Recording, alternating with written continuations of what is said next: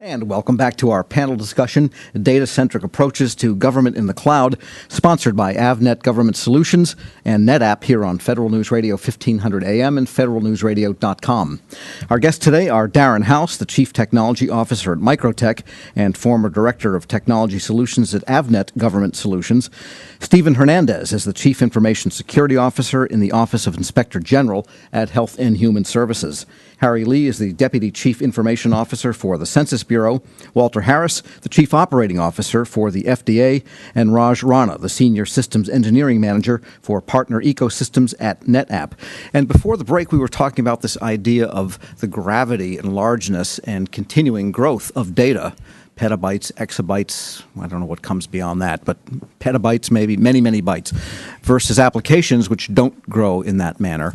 And so you've got this mismatch in portability and ease of moving around between cloud and local. And Stephen, what are your thoughts on that, and what are some ways of handling that so that you get the agility and scalability and so on needed by clouds? Sure. So data gravity is such a fun topic because, it brings to mind these big planets and, mass and density, and wow, look at all the gravity and the things that pull towards it, right? So we should put data centers in space. Where nothing right, has any weight. Exactly. Yeah, we should put them in space, put them in orbit. But data is no different. As it grows, as it becomes more complex, as it becomes more dense and the mass increases, applications and people are drawn to it. Mission is drawn to it because it can provide so much value to the organization in ways it couldn't before. What this means, though, is, it's most valuable when it's all together, and that's when it has the most gravity. Yet, for example, in my office, we have almost 100 locations across the nation from Hawaii to Puerto Rico. And so how do I have this huge glob of data that's so rich and valuable, and yet the person in Hawaii has the same accessibility and the same performance as the person in Puerto Rico or Washington, D.C.? And so a couple of thoughts come to mind. One is just organizational change management. You really have to be on top of who your users are, what data they really need to get their hands on, and then where are they at physically or even logically from a technological perspective? Because if we're opening an office down in rural Louisiana, they may not have the best network connectivity. They may not have the best accessibility to resources and technology that, say, someone in Kansas City or Washington, D.C. does. And that then begs the question, well, do I need to start caching a subset or some of that data in that location? And do I need to have some way to keep that fresh for them? And so as your organization changes and as it grows or it shrinks, or you're bringing in new mission or you're dropping mission or opening new locations, you have to ask the question, and it's a cross-cutting question: what data do they need and how are they going to use it? Is that the thinking that is informing what FDA is doing with its plan too? Absolutely.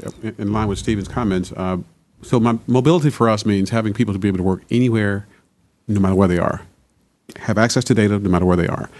I think given how long it takes to get data to and from a cloud service provider, we're kind of the opinion that you should send it to the cloud and leave it there. That becomes expensive over time, I know, so we got to figure out the whole storage issue, but you can have cloud-based storage servers that just, it's like a satellite. You send it there and leave it there. But then you have to decide how to educate the folks inside the organization of how to operate around this type of model. And that's where the culture shift comes in. I think we're doing some pretty good moves as it relates to organizational changes. The one thing that I think we've done that's quite well and successfully is we've now recruited a top-notch CIO, Mr. Todd Simpson. He's now going to be taking this boulder and turn it into a bunch of pebbles for us at FTA, so we welcome him on board. But I do believe that part of the strategy is managing it through a way where you don't have to have the back and forth of data. Put it in the cloud, and keep it there, and find ways to manage the storage costs. Yeah, only on Federal News Radio do you find a discussion of data devolving into orbital physics and thermodynamics and all of that kind of thing, which this is what we like here. And so, yeah, Raj, this whole issue of organizational change does map over to the agility, and which makes me think of the plans people mentioned. Walter mentioned his plan, Harry, and the plans that they are creating for this new environment. Sure. But a plan somehow has the implication of fixed and done and ready like a blueprint. But just as you need agility and scalability in the cloud and in the hybrid environment, don't you also need plans that are equally flexible? 100%. And I think the challenge with the plans are that they change. And so your infrastructure needs to be able to respond to that, whether it's changes in technology, changes in policy, changes in we'll call it world events, regardless of what situation is, that you don't always have the luxury of once a plan is defined of being able to follow it to the end. And so I think that that's really incumbent upon the vendors, the industry, if you will, to be able to provide tools and resources that make it easy for people to be able to for agencies to be able to shift around as things are necessary. There are a couple of comments I wanted to address. I mean, one of the things about data gravity, 100% agree. And I think that as you start to add more and more data, it becomes difficult to move it. And so having that's really the premise of this whole concept of the data fabric, is to be able to move that around, because you are going to have situations where I know I have the data here, but I need it over in another location.